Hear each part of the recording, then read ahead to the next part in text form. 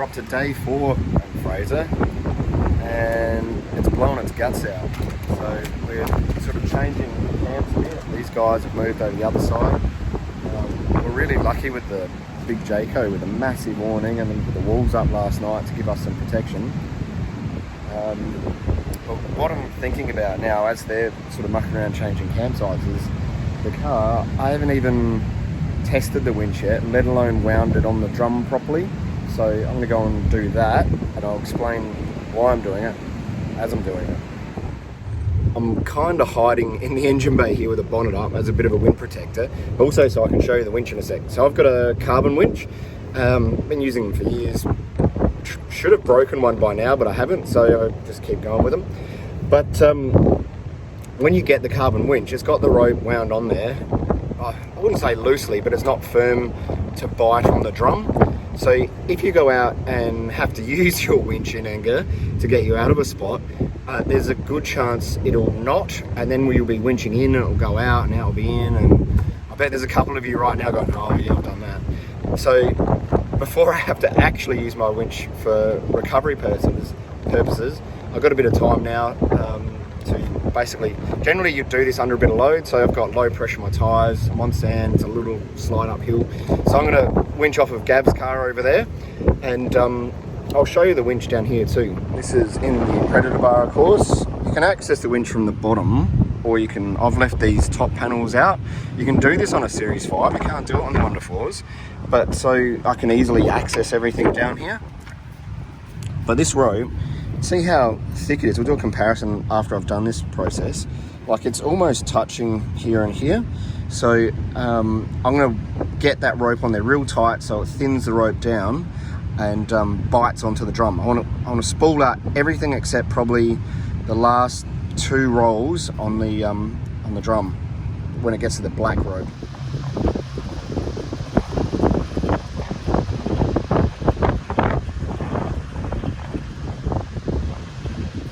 Let's go have a squeeze how much is left on the drum after that. Oh, heaps. Yeah, so I don't know how we can see in here. I've got like double that length to go. Alright. I'm gonna end up being down on the water. Alright, getting down to the black. The black rope, it's like a black sheath going over the red rope. That means I'm getting down to the last roll on the drum. So I'm getting close. I'm gonna take that down to probably, so there's only 2 or 3 wraps of the drum, and then I'm gonna hook it up to Gab's car and start pulling it back in. All right. So these recovery points from one track, there's too pretty to put the hook straight on. So I've got the old monkey fist, and we will connect onto that and then over to the car. Now, with these monkey fists, number one, don't do what Dave does, clean your gear a bit more often, because it looks like I forgot to do that. But also, you don't want the knot in here or on the hook, you want it like halfway like that. Just double check this again here. We've got, where are we? Yeah, so I've got, what's that, 2.5, 3 rolls on the drum. I think we're good to go. All right, also, as you know, I like to test stuff to see where the limits are. I'm going to check out this DCS battery for winching. Haven't used it for winching before. I've been so impressed with it up to now because it's just done everything. We had dingoes around camp last night, so I left the rear light on just to illuminate the campsite so kids could, you know, see what's going on. So the battery depleted down to 55%. I did a 2K run up the beach and back this morning, and it charged back up to 96%. So like, it just, I don't know, loves to take charge, and I just can't kill this thing. So I'm not even gonna turn the car on. I'm just gonna winch straight off the battery. We'll be able to have a look at what current it's drawing, what temperature it gets up to, and if it can even do it. So it's not designed for this, and you probably shouldn't be doing it this way, but I want to see if I can kill this battery, because this is like, you know, if this doesn't kill it, this is the perfect setup. I love it. The solar, actually I'll show you my solar charging from this morning from the app. It's overcast and I'm still getting like 8-9 amps out of the thing. Anyway, Alright, I'm going to start this winch. So let's get a baseline here of what the battery's doing. I'll show you the solar just for a giggle. This is the Victron Smart Solar app. Oh, I was tracking it before. We'll go back to status. So we're pulling in 6.1 amps, and it's really quite cloudy. Anyway, battery. So we're starting the battery at 96%, 13.3 volts, discharging at 4, and temperature 36. Let's go punish this and see what it does after. Car's on, in neutral, just this little bit of a climb to do. Actually, it's got a fair bump there to get up. Don't know if you can get that on camera, but that will put it through a bit of paces over there. All right, let's go back and watch.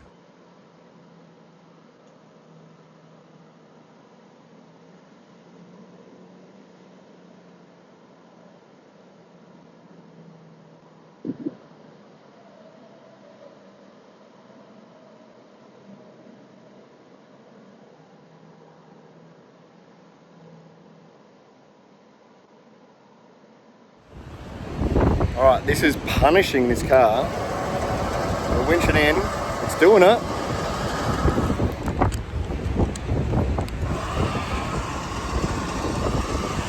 What we're trying to do here is get it to winch in, so we're going to nudge the cord. So we want that to get nice and tight on the drum and go left to right.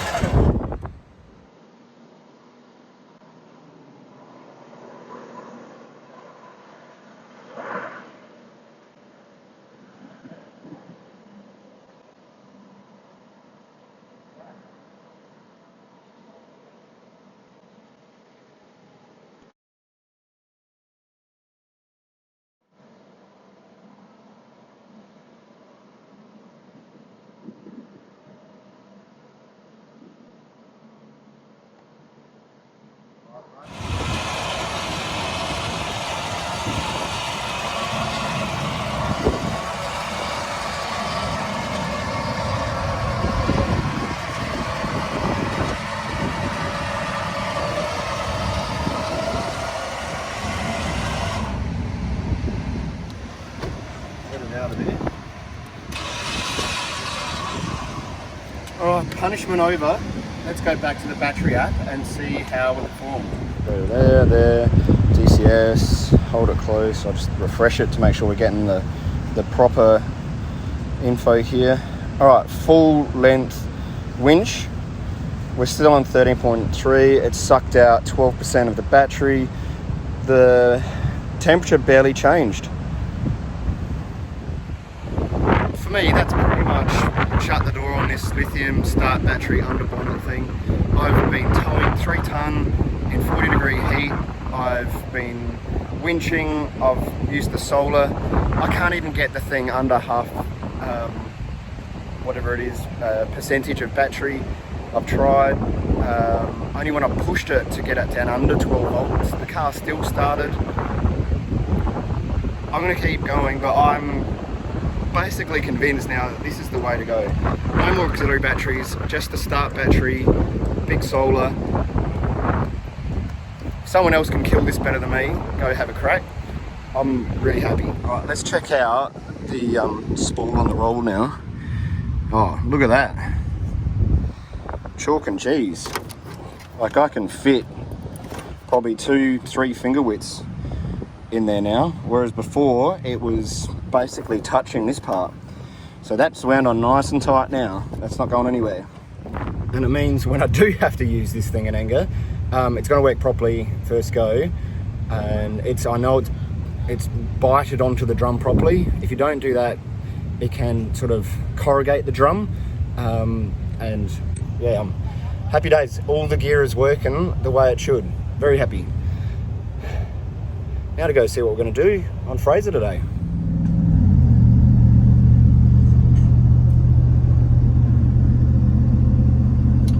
Okay, we decided that we're going to go around to the western side of the island today, and hopefully that'll shave off some of this wind too. But we had to wait until we got, we'll plan around the tides a little bit, because the tides were really high this morning. So a bit of a slow start, but we've got this stuff around with some other things. It's going to be another awesome little Y62 day though.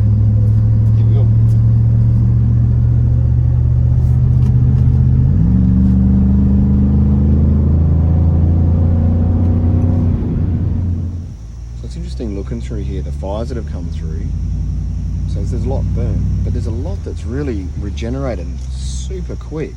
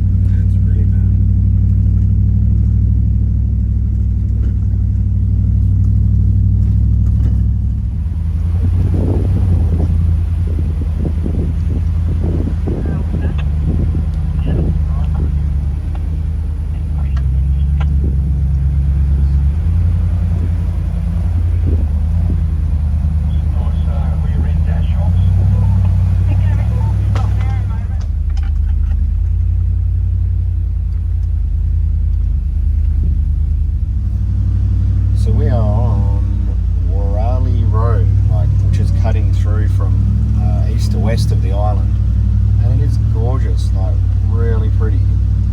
It's like a natural rainforest. We got to see a lot of the burnt out parts, which is, I'm actually kind of feel privileged to have been able to witness that as well while we're here, because the colours are amazing. The black bark of the trees, and then a lot of the trees are shedding that black bark, and then you get like a white bark underneath that's regrowing through, and then all the foliage on the floor is like a deep red, and then of course the new green stuff coming through. So that was what was behind us, but then we've got this enormous rainforest, so we get to see the contrast of before or the unaffected parts of this island from the fire as well. It's just so pretty. That's until you get an oncoming car and you've got 9 patrols behind you. Then it's not so fun. You say Russ,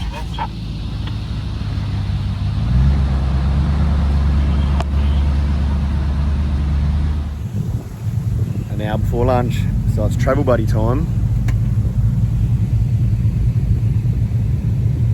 Look at this dude.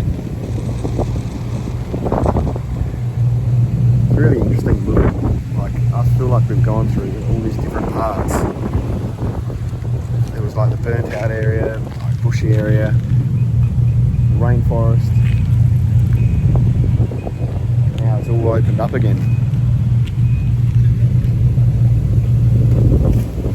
Alright, I thought I'd show you my HEMA map. This is Fraser Island. Down the bottom here is where we come across on the barge, and then we went right up the coastline, ended up camping where you see the little tent at zone 6, and that other dark grey green line is what we did yesterday, up to Orchard Beach, and that was as far as we could go. Went inland to the petrol station. You could get phone reception up there as well, which is where I uploaded the 2 videos yesterday. And then today we're doing the pink line. So this is this Worali Road. This is where we're up to so far, and we're going to go and hit the beach on the other side.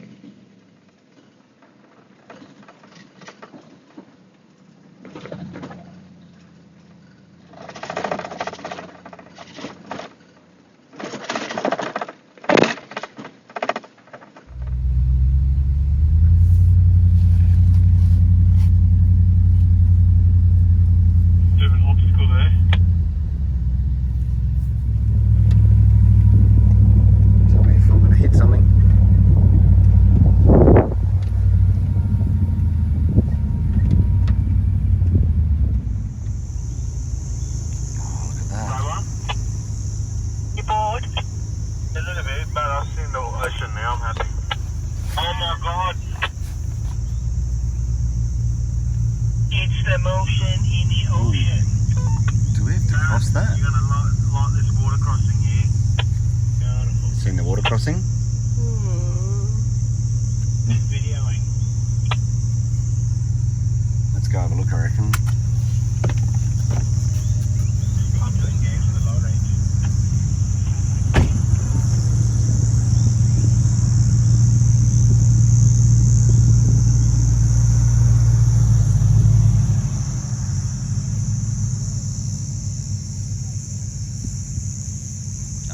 It's easy. No worries.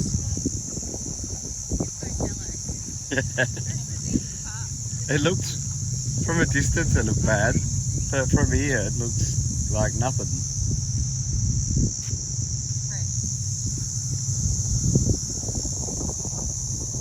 Oh, let's do it.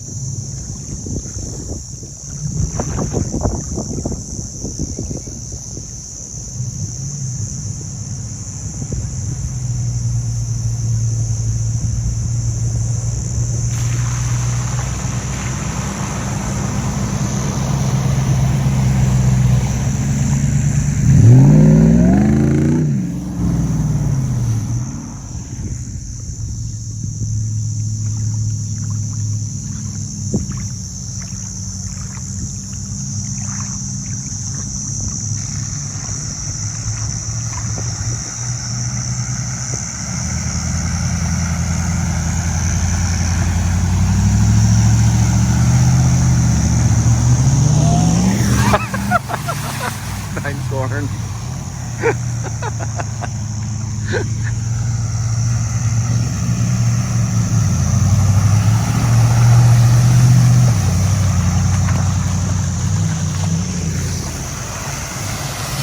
Oh no, what's George gonna do?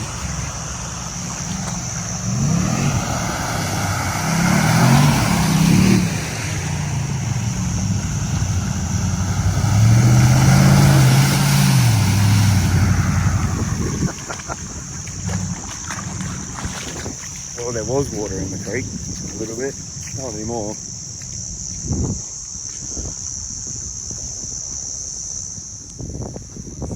Awesome, hey? Look at the colour of that water.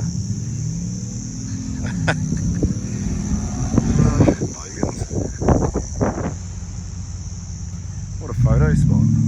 Just the colour of that water. I don't know if it comes out in the video. This is amazing.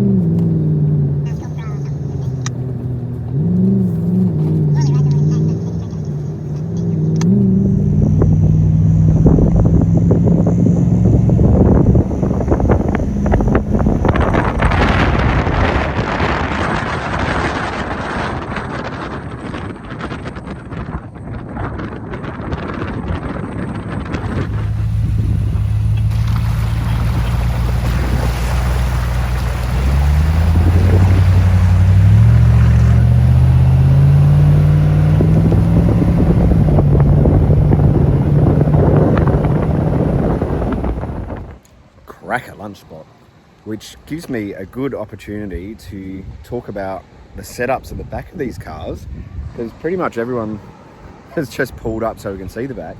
I'm going to talk about mine first though, because I'm going to get some drawers made up. I think I said that earlier, but more specifically this fridge. So people are getting away from the big fridges these days. Well, sorry, not the big fridges, but there's an inherent problem when you go for a big fridge in a 62, because they sit so high you can't see in them, and then you end up getting a drop down slide which almost weighs as much as the fridge. So like on the whole weight reduction thing, going for like these drawer fridges I think are going to be a real popularity in the future when they start to make them right. This one, I was having issues with it yesterday with the plug. It was my fault actually, not the brand, because I changed it to a Anderson plug which didn't connect 100%. Anyway, fixed now. But the fridge wasn't working properly. It was like it was in limp mode, and I couldn't even actually work out if it was on because there's no gauges, there's no light in it. It's just what you see, that's it, and you open it up, like it can still fit, you know, drinks, enough stuff for lunch, that sort of thing. Like, definitely a day or two sort of food that you can put in there. All it's got is min and max down here. Like, I would have liked to see a digital thermostat or something so I could set the temperature or at least know that it's on. The only way I can do it is sort of like hold to see if it's vibrating every now and then. But yeah, when it was in its limp mode yesterday, if it just had a code or something would throw. So I'm gonna go over here to that's 30 litre, that one. This is another setup. This actually inspired me to do the whole draw thing. This is Luke's car. But this is the Evercool, which I believe is 45 litres, so it's a bit bigger. You can't put it all onto the right hand side and still put a seat up. It's just a little bit too big. You can only do like 500 mil, which the Dometic does fit into that. But at least it's got a gauge. You can actually see that the thing's on. Oh, we can do like a test. Oh, you fit a lot more cans in that one. What should we have to drink today?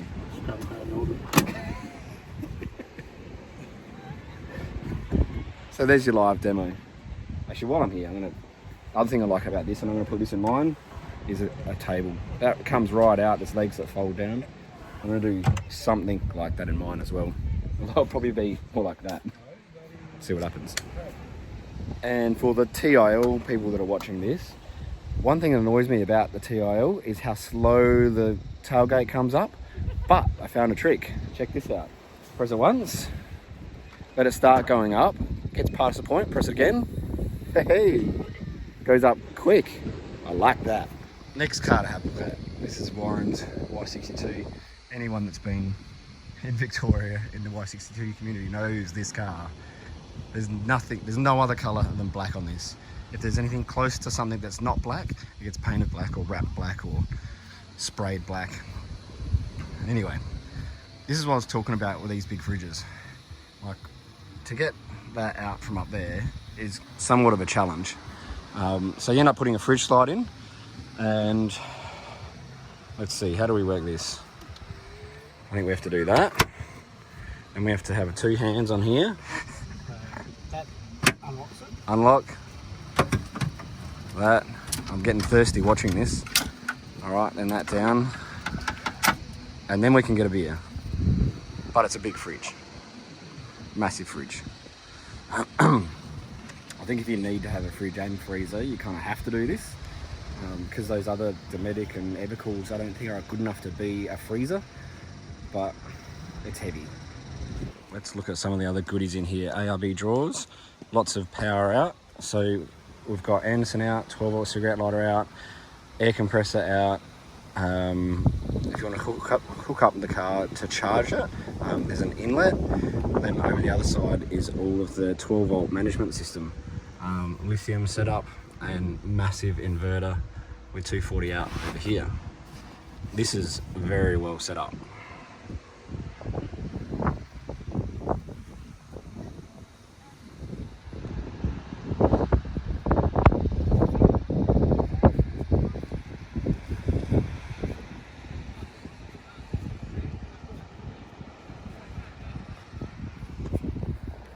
Cracker lunch spot. I'm guessing it'll probably be a bit busier over this side because there's so many people. Well, because the conditions are so nice. In saying that, comparing this is the eastern side to where we're staying on the western side. There's cars buzzing up and down there all day. Actually, haven't seen a car come past here, but I'm surprised there's not because it's just so flat and calm.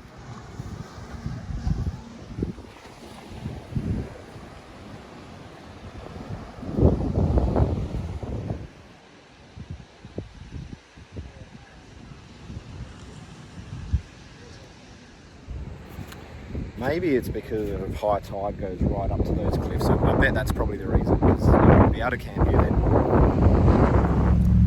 Who's following us?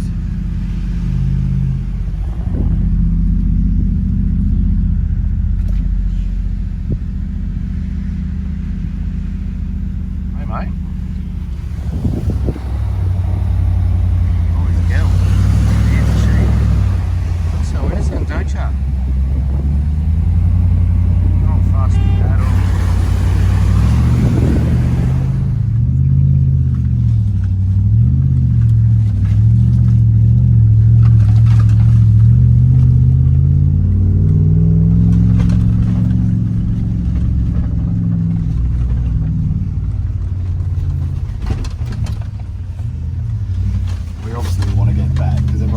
foot into it. We're all entirely packed. It was a good lunch break, but I don't know. I think we're just keen to get back to camp and chill I'm the out. only one here without village lower arms. No, me too. But yeah, we're We got 2 12 packs. hooking it back, and it's fun. It's so fun following 62s. They just look so good. About if you got red ones, that make it extra special.